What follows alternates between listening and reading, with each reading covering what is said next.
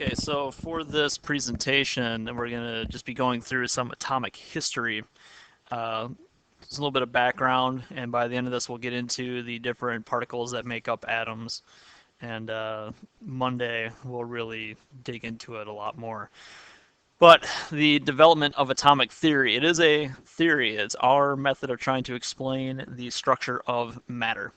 One of the main ideas of the kinetic theory of matter was that it was made up of tiny particles. We talked about that a lot in the last unit. The smallest of these particles would be called atoms. These are the simplest unit of an element. So if we have carbon, carbon is an element. If we took just one piece of carbon, we'd be talking about one carbon atom.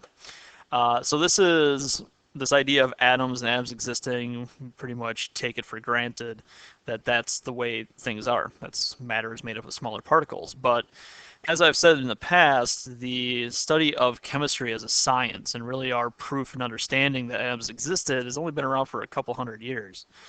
But if we go back to the first real proposal that matter was made up of other particles, we have to go to 4th century BC, so we're talking 2,400 years ago. A Greek philosopher by the name of Democritus first proposed the idea. Atom, which is a Greek word derived from atomos, which means indivisible unit. Democritus believed that the universe was made up of some smaller particles, and that when chemical changes occurred, Democritus believed that these units rearranged themselves and formed into new matter. Well, we've talked about chemical changes already this year. We did some balanced chemical equations, and Democritus's idea about matter really fits with what we've talked about and what we know today, that all matter is made up of a variety of smaller pieces, atoms, of different elements that combine in certain ways. They rearrange in chemical reactions, those chemical changes, to make new matter. But we're talking 2,400 years ago, so he had no concrete evidence, no experimental evidence to support his claims. So another philosopher who was thinking about this at the same time, a guy by the name of Aristotle, he proposed the idea that matter was continuous. That means that things like water, which we know to be made up of two different kinds of atoms, existed as its own unique particle. So water was made up of water particles. Air was made up of an air particle. Dirt was made up of a dirt particle. Woolly mammoths were made up of woolly mammoth particles. There wasn't other things that combined to make different kinds of matter. Well, the reasoning of 4th century BC, a lot of people believed Aristotle's viewpoint on this. And so the idea that matter was made up of smaller atoms, smaller particles of things, was kind of forgotten and tossed aside. So unfortunately, there was no support for Democritus and what he thought, even though he was really correct. Which brings us to the year 1808. A lot of the chemistry that we've talked about with the gas laws was already done and was knowledge, common knowledge at the time for scientists and chemists. Excuse me. And finally, with all of the ideas and evidence pouring in from all the experiments being done, a scientist by the name of John Dalton proposed the first atomic theory. And Dalton's atomic theory, to try and explain all these observations, chemical reactions that were being observed, went with this. Number one, that all matter is made up of atoms. I mean, right there. Democritus is finally getting his just due, even though we're talking 2,200 years later. Matter has to be made up of smaller particles. All atoms of a given element are exactly alike. So all carbon atoms are the same, all oxygen atoms are the same as all other oxygen atoms, all helium atoms are the same as all other helium atoms. Number three, atoms of different elements can join to form new compounds. So you can take hydrogen atoms and oxygen atoms and combine them and you get things like water. Atoms were not divisible, meaning that they could not be broken down into smaller bits. So if you had a carbon atom, that was as small as the matter could get. A carbon atom was like a sphere. Oxygen atom was like a sphere. Okay. And again, that atoms rearrange in chemical reactions. So this was the beginning of trying to understand matter and its interactions. Okay. Now, looking at his list of 5 things, it's a pretty good list, but we know today that number 2 and number 4 are not correct. Atoms of a given element are not exactly alike. Not all carbon atoms are identical. Not all oxygen atoms are identical. There are some things that can be different about them, and we'll talk about that next week. And then number 4, atoms are not divisible. Well, based upon the scientific knowledge and ability to conduct experiments in 1808, atoms looked like these indivisible little spheres. We didn't know that they were made up of other stuff. But again, technology wasn't there to do the experiments, to get the information to let them know that. Okay, we know today that atoms are made up of smaller bits, which we're going to talk about here and how that all came about. Okay. So at Dalton's time, the Dalton model of the atom is all the different elements. They have different masses, different properties, but they're all just these little spheres that just behave differently with no real reasoning behind it. And then we zip forward to 1897. So we go from Democritus in 4th century BC to the year 1808 with Dalton. And now we're looking at about 90 years later. So in the grand scheme of things, this comes along pretty quickly. And a scientist by the name of J.J. Thomson is the first to discover that, in fact, atoms are divisible. They are made of smaller things. He found that when electricity was conducted through a cathode ray tube, and you see the images of it here, the cathode ray tube is a glass tube.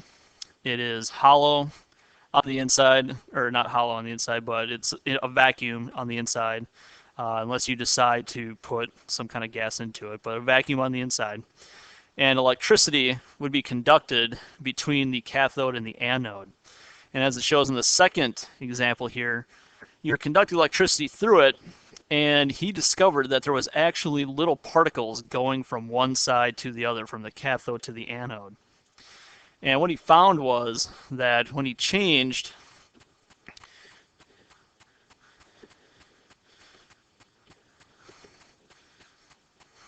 between different metals for the cathode or the anode, that no matter what he tried or what he did, the electricity that was going from cathode to anode, you had particles that were in there.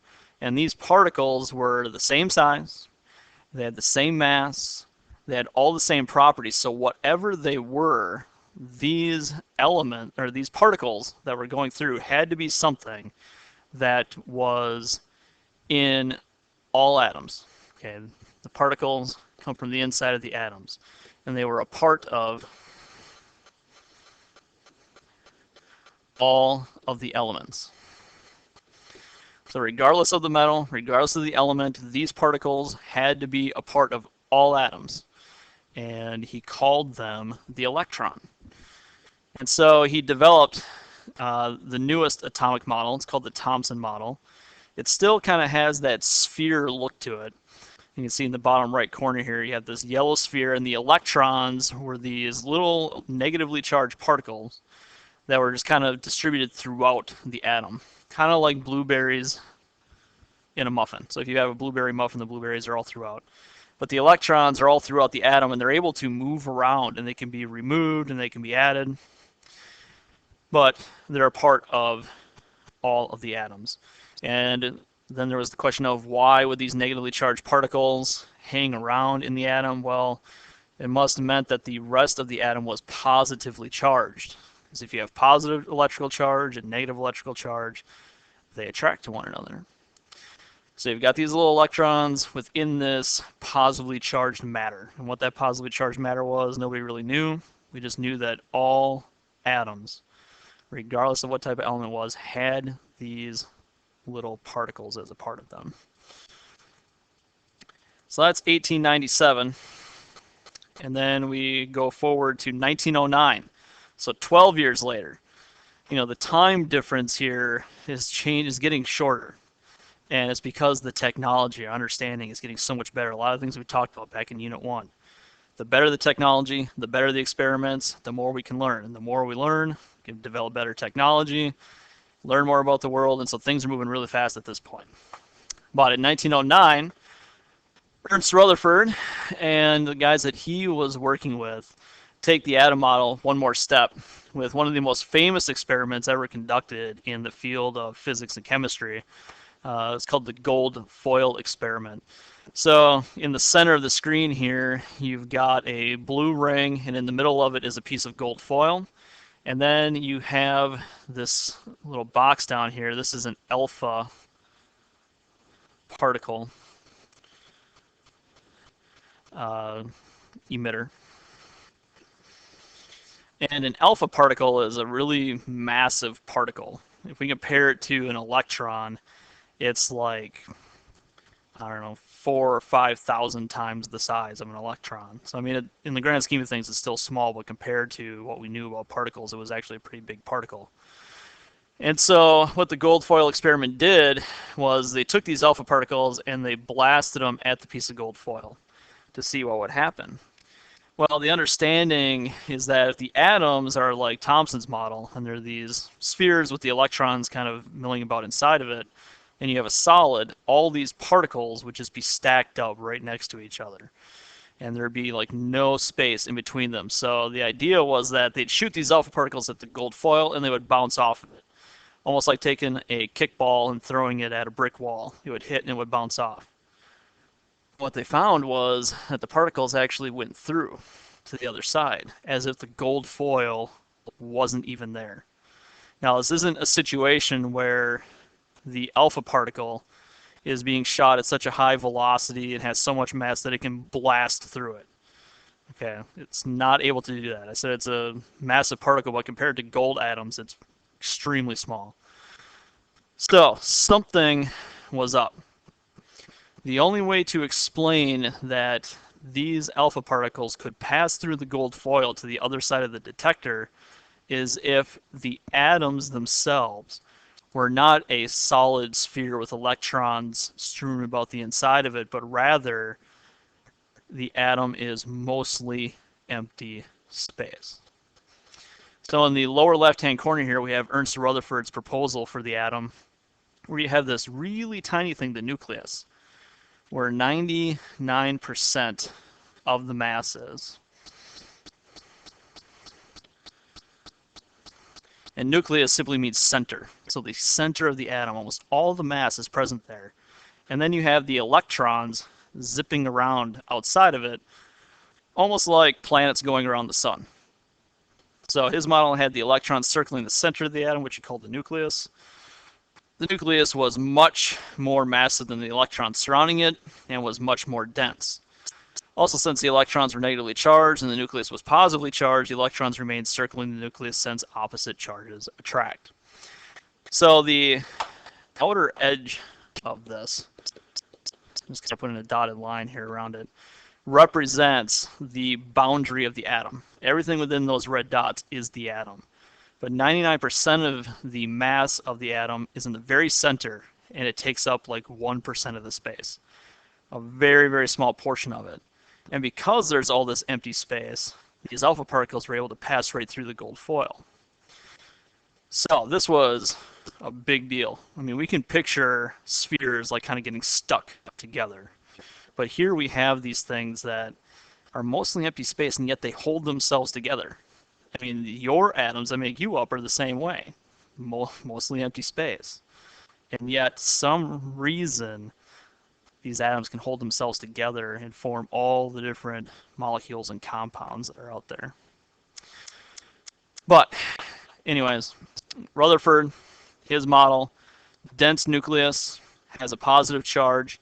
We have electrons spinning all around the outside of it. And so that was the Rutherford model of the atom. Over the next about 10 years or so, more things were discovered about atoms, and that the nucleus wasn't just a single charged piece of matter, that it was actually made up of different particles. So today, we know that the nucleus is in fact made of different things. Within a few years of Rutherford's discovery of the nucleus, we had discovered all of the subatomic particles, and that there are actually 3 that make them up. So the very first one that was discovered was the electron, and its charge is negative, and it's found orbiting the nucleus. Within the things that make up the nucleus, two different particles. One is the proton, which has a positive charge, and it's located in the neutron. Remember, neutron just means center of the atom. And then we have the neutrons.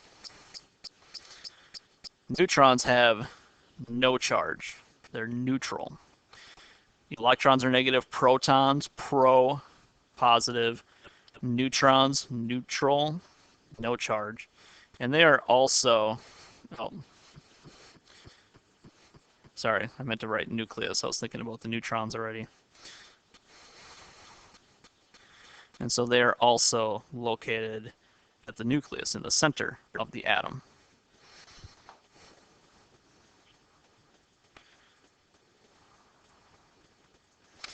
So here is a picture of the atom as it was known shortly after Rutherford's discovery. B on this, these would be the electrons. They are orbiting A, which is the nucleus. Now again, remember, nucleus means center. If you look at this here, we have these ones here we could call the protons, and the darker ones here we could call the neutrons. Notice they're not inside of something. It's not like there's this container at the center of the atom that the neutrons and protons have been put into. Rather, it looks like gumballs, and you licked them and stuck them all together. Okay, that mashing of the protons and neutrons together, kind of clumped together, that's what makes the nucleus of the atom, the center of the atom. And then you've got the electrons orbiting around it. So it's kind of like our solar system. I mentioned that before. The nucleus would be the sun, the electrons would be the planets. But for the atom, the nucleus, the center of the atom is where the neutrons and protons are lumped together, and then the electrons orbiting around the outside of it. So that's all I wanted to talk about for today.